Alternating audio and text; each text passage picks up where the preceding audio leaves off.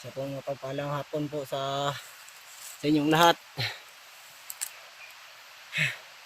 Kanina po ay naambos kami nila Bird Buds.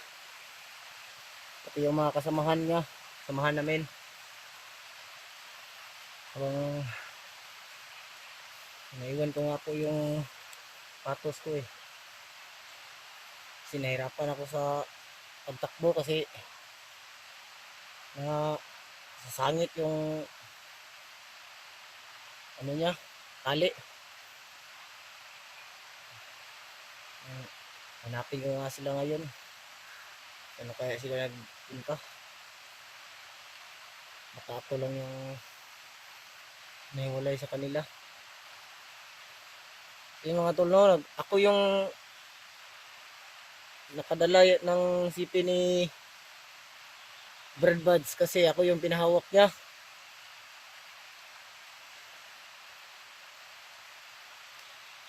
Ulan na dito mga tol. Buti na lang ay noon tinuruan ako ni Bird Buds kung paano mag video.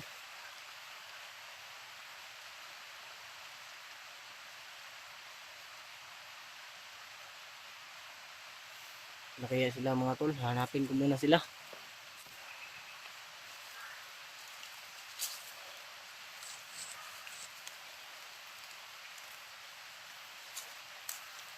May mga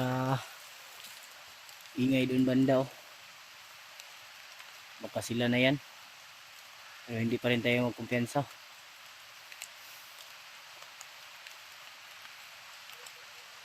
Kasi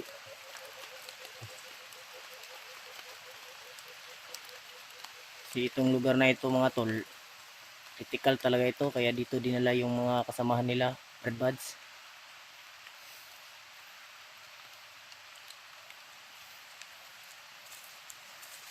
Handahan lang tayo sa ating hakbang kasi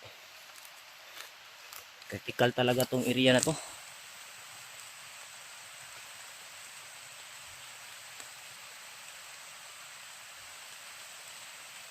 Sinabi pa nga si Bird Buds sa akin bago kami nagkahiwalay nila. Sabi niya ay may potential daw ako na mag vlog kasi mabilis daw yung galaw ko. Sabi niya tutulungan niya daw ako.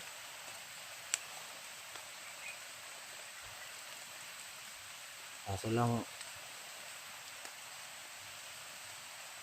parang hindi pa pwede kasi nabihan ko nga siya na wala akong cellphone. Wala naman akong pirang pangbili ng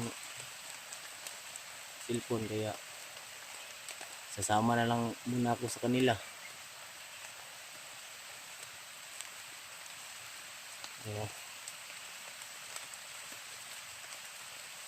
Kaya yun sila ba.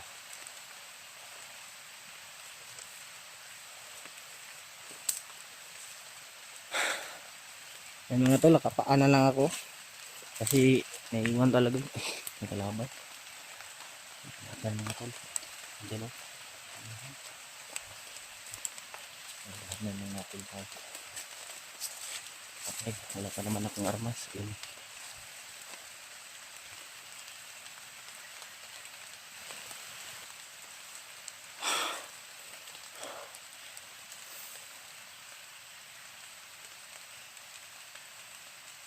Ano lang na.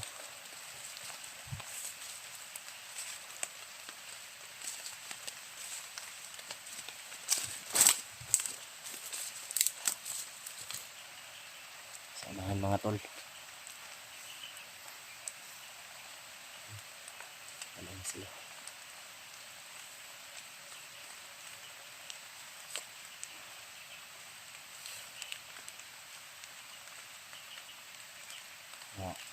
Sabi nga pala si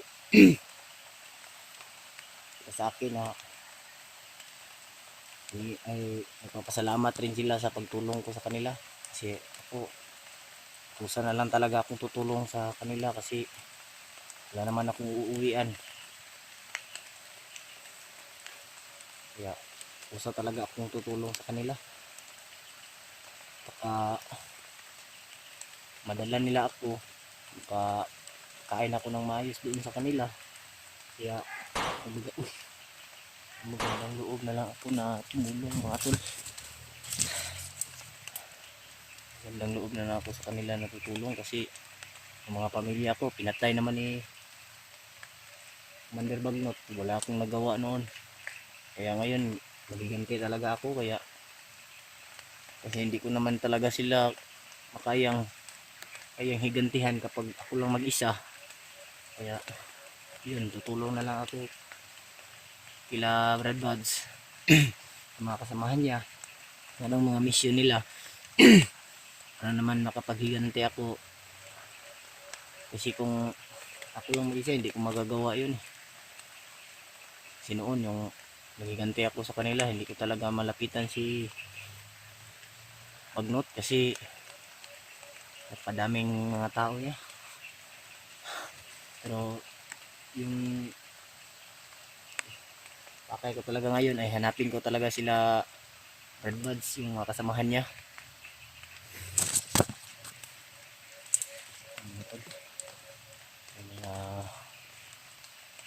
Ako talaga sa unahan. Marami pa rin banda eh. Ang ulan na, hindi ko pa sila nakikita.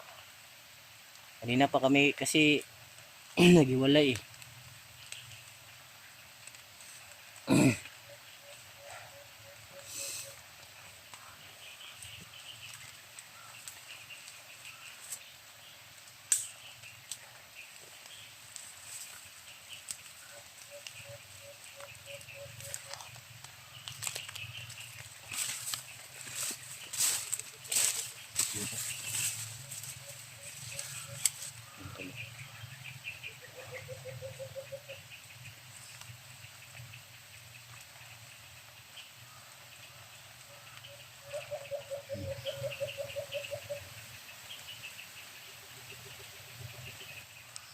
Masyadong makikita kasi pero yun o, napakadaming mga damo.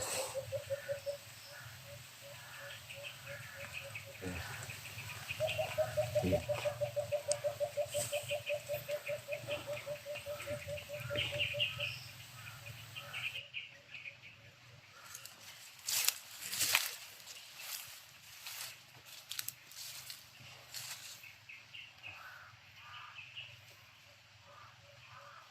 Madami to. Hindi ako alis sa lugar na kung saan kami naghiwalay kasi sigurado akong andito lang sila.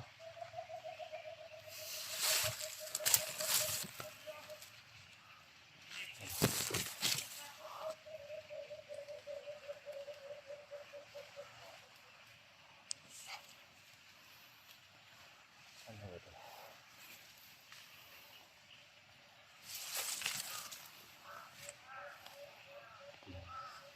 Wala malapitan mga tol. Sabi na nga wala.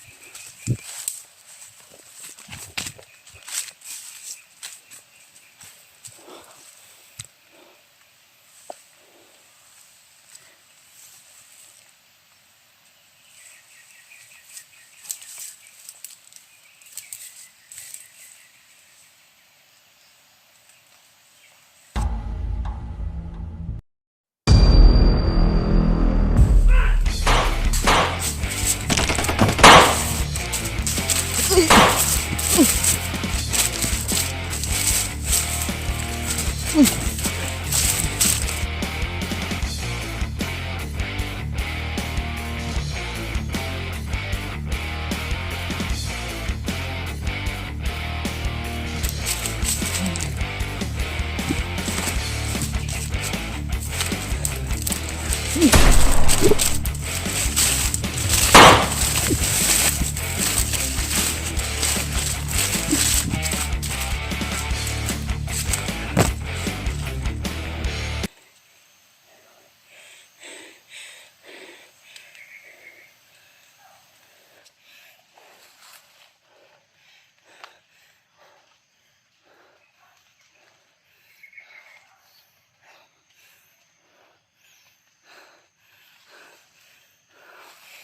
mga tol.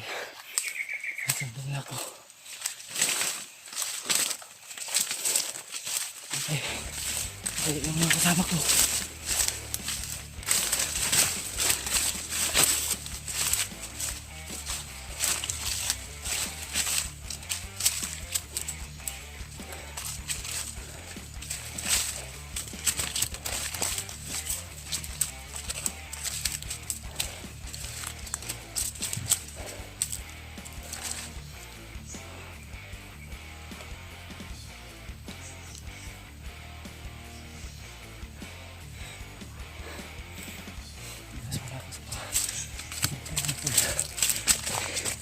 Iwas muna ako sa mga bandido kasi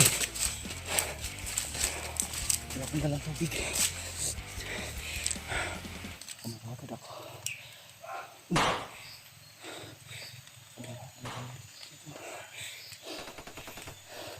Sana makita kami kagad nila Brad Buds.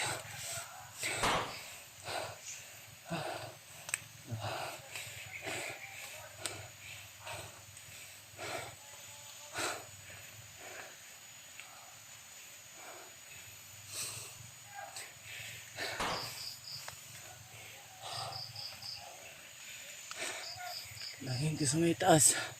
Sana magkita na kami nila Brad Buds. Kung sakaling mapanood nila tong video na to, sana ay puntahan ka agad ako nila para kasi itong cellphone na to hindi to sa akin, sa uli ko to sa kanila.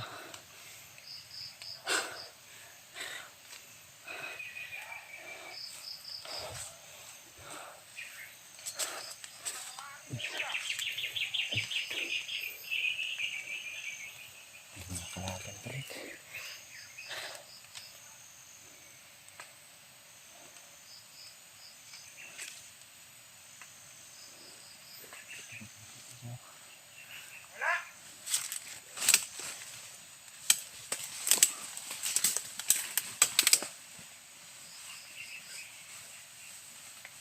Ano yan?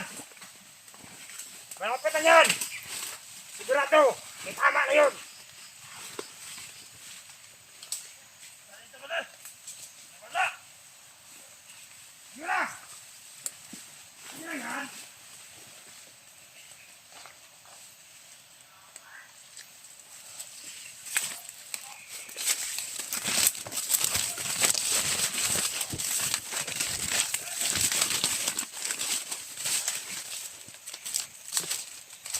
Hanap ng mga pisto kasi pakadaming bandido eh.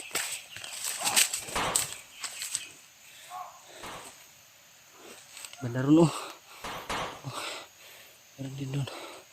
Dito. Ano sila dyan?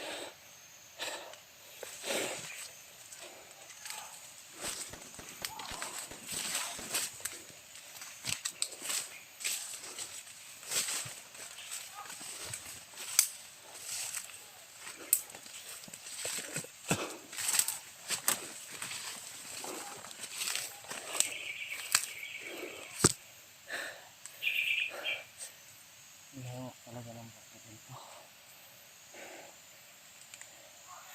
Uy, nasigawan lang tol. Kasi sila na yun.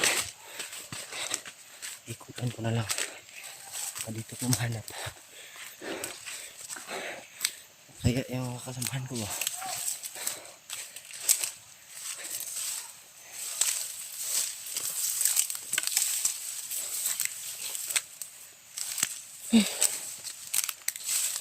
Mga to. Itong bundok na ito. Malawak talaga. Eh, ang kaning bukiran dili manikang kuan. Dito kang Commander Bagnot, may squat na lang lahat nila ito. Bubulol ako kasi siya.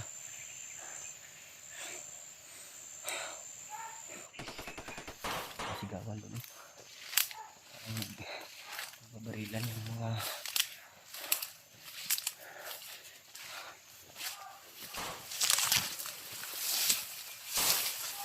babarilan.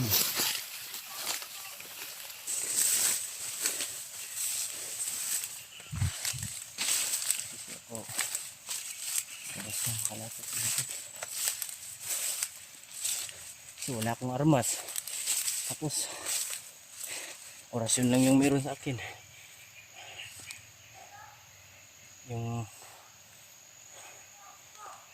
Yung punyal ko nalaglag.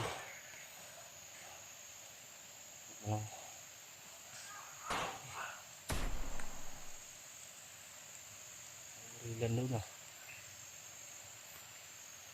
Ano kasama ko yan? Bukan kong lumapit.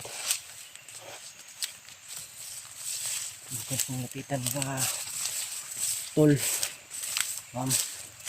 Bukan kong lalapit kasi baka sila Brad Buds yan. Saka yung kapatid niya raw yun. Si Brad EJ, yung babae.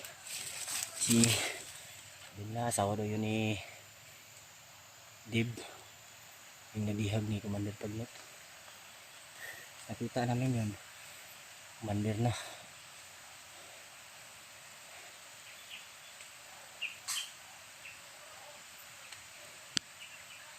Yun.